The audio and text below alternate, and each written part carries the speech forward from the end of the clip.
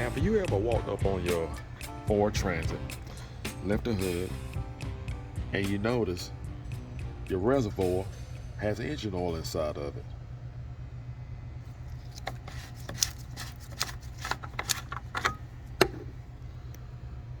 Now, engine oil is going to flow on top of coolant because coolant is heavier than oil. And we definitely had signs of engine oil. So we caught this just in time. This is a sign of a bad engine oil cooler.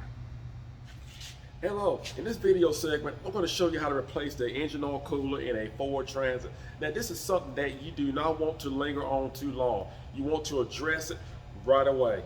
If you're not a subscriber, just hit that button, become a subscriber right away. Let's get started on this. First of all, safety is always first. You want to chalk your wheels, especially if you're going to lift the vehicle up. That's number one priority. Next, we're going to disconnect the battery. But instead of disconnecting the battery, we're just going to remove the ignition key. Because if you see my video on disconnecting the battery or replacing the batteries, you know how much trouble it is. So we're not going to go through that. It's a lot easier just to remove the ignition key.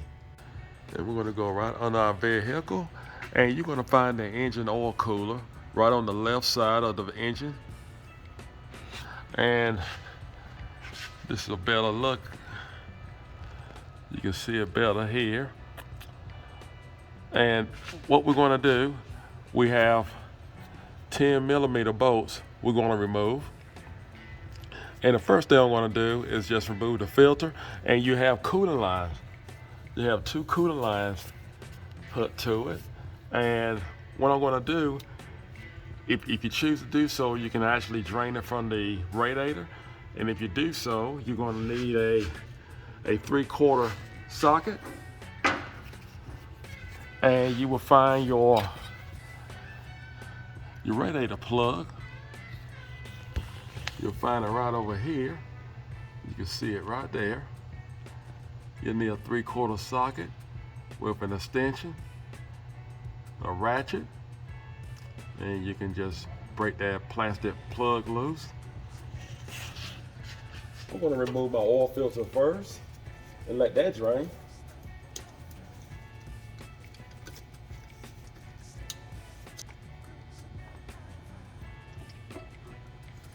Now what I'm going to do, just going to put the old filter back up here just to keep it from dripping all over me.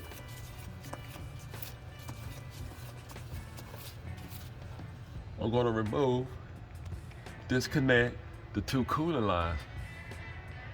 Then one I'm going to need pliers, and the other one I believe is a screwdriver. Right there, as you can see, these two hoses I need to remove.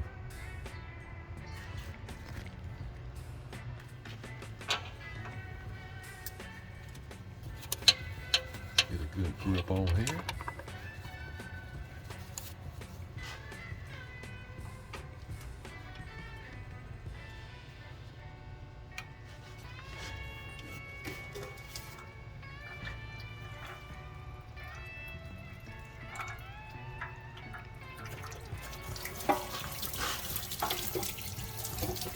There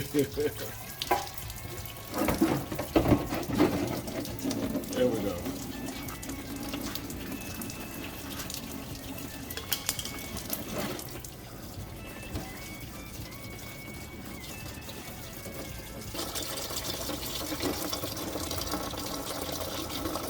And I'm going to let it drain in a clean bucket.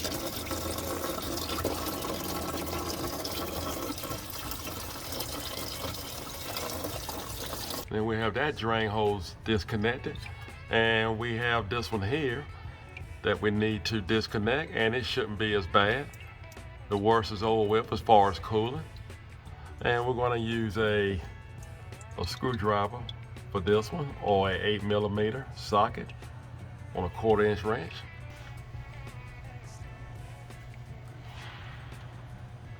Pull up on the hose.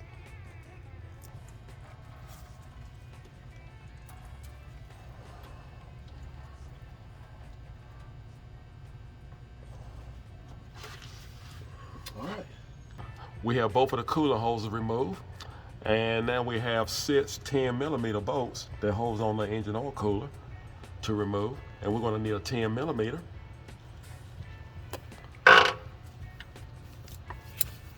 So I remove this bolt here. There's a bolt here and a bolt up here. And now I'm going to remove this stud here.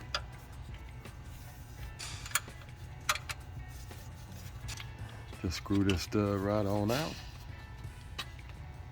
There we go. All the bolts have been removed. Now I need to remove this nut here. The holds this bracket on, and it's the last one. Again, we need a 10mm wrench or a socket to remove this nut. Move this bracket out of the way. We got the nut off of it. Just move it down. And now we can remove this stud here.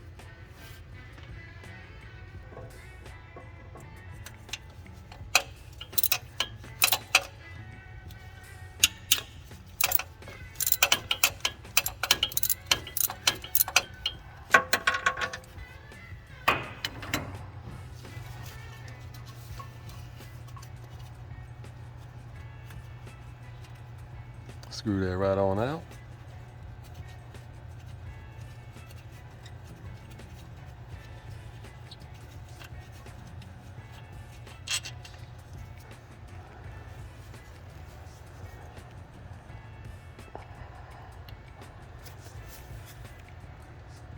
There we go.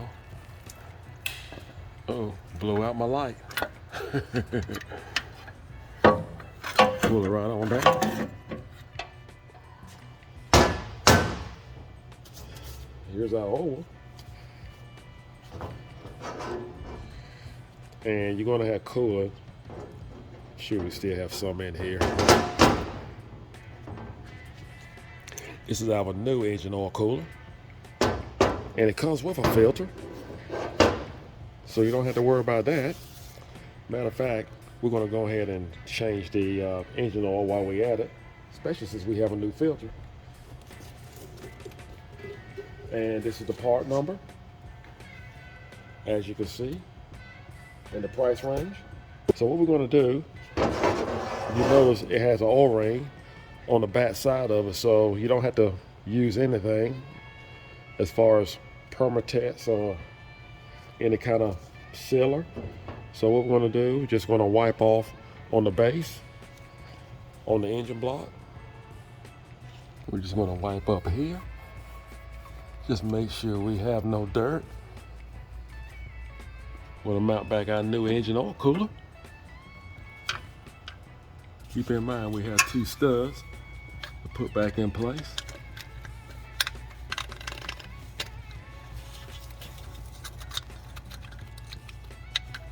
All the bolts are back in place, even the studs. Now you have one stud longer than the other, but it won't take you long to figure out which one goes where, because there's an area that is designated just for a longer stud. So I like to make sure all the bolts are in place before I tighten down the engine oil cooler. So and that way it's perfectly lined up.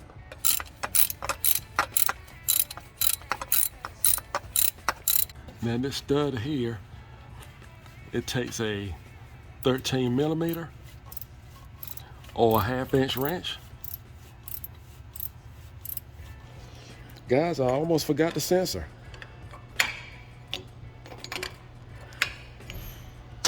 Need a 21mm. And look like it has some thread tape on it. I want to put some back on it. Just a little thin layer. And when you put your thread tape on, just turn your sensor clockwise. You don't have to put much. And that should do it. All right, we'll put this back on the new one. So it goes right in here.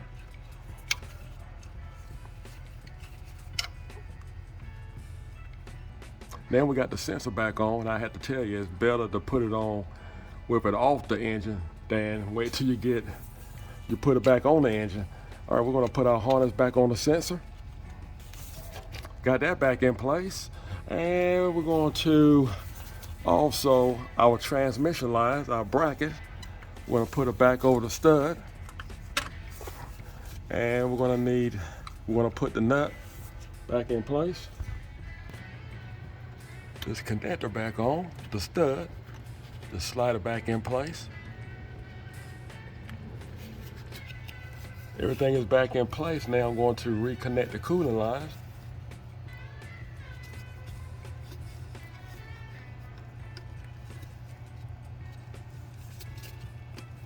Just slide that back on the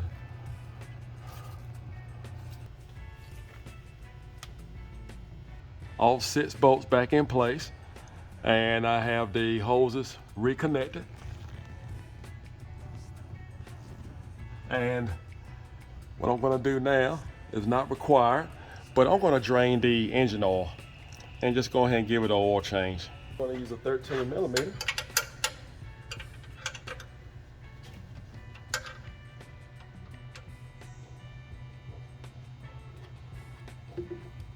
Now what we're going to do, we're going to remove the reservoir bowl, and I have this one here is in pretty good shape, but I still want to clean it out.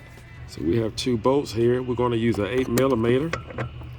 We have one here and one here.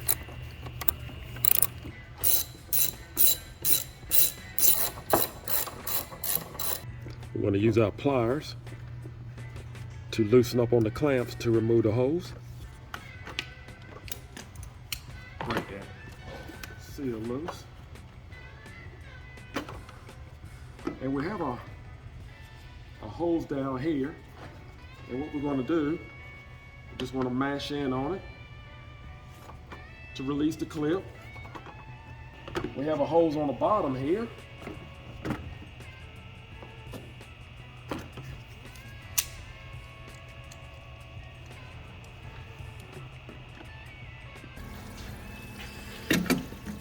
Now you can wash this out with any kind of degreaser. If I didn't have this parts washer here, I would use Super Clean. That worked just as well. And what I'm going to do is just try to wash it out the best way I can.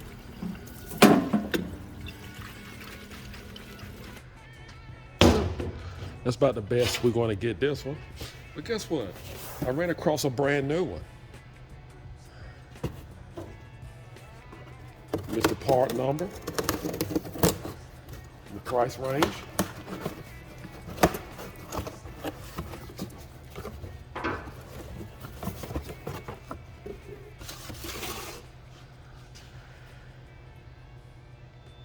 Yep, it's the same. Only thing I have to do is just use my old cap. I'm definitely going to use this one.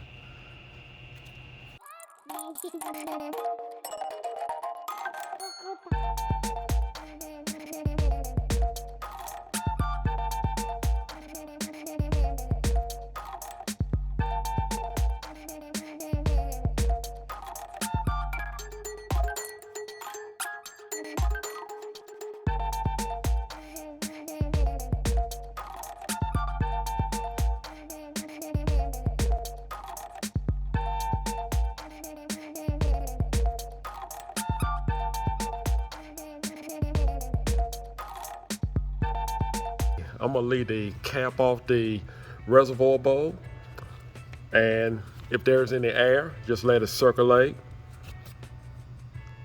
and just let it work its way out to prevent any kind of airlock. Then we can put the ignition key back in the ignition switch. We're going to start the vehicle.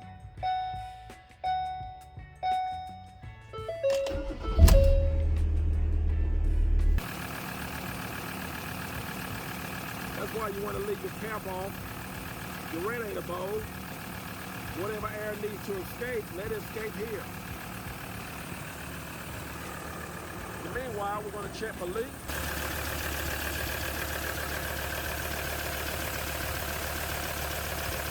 Make sure you have no leaks. Everything looks good.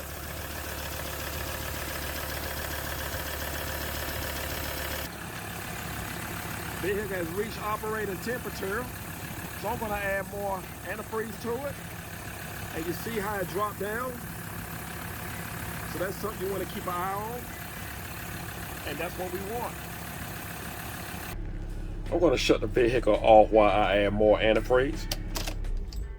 And whatever you do, make sure you use the same type of antifreeze that is already in the vehicle. You do not want to mix any type of antifreeze. You cannot mix red antifreeze with green antifreeze, nor if you cannot mix it with blue antifreeze. That's why I like to shut the vehicle off when I add more antifreeze, because that's going to be the only way you actually get a true reading. Because when you shut it off, there will be some antifreeze may come back up in the bowl, and if you do that with it running, you can actually accidentally overfill it. So I think we had a good stopping point with the antifreeze. I'm going to put back on our radiator cap.